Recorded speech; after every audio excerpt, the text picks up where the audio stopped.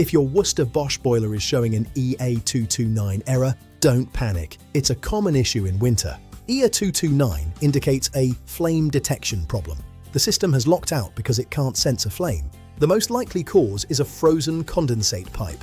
Ice inside creates a total blockage during cold snaps. Fix this by pouring warm water, never boiling, over the external pipe to thaw the ice and clear the line. Also, check your gas supply. If other gas appliances aren't working, your gas supply may be the issue. More complex problems like a faulty gas valve or blocked burner require a gas-safe engineer to inspect. If resetting the boiler doesn't work, the printed circuit board or PCB might be faulty and need repair. Don't take risks with gas. Our team at Boilers2Go is ready to diagnose and fix any boiler fault.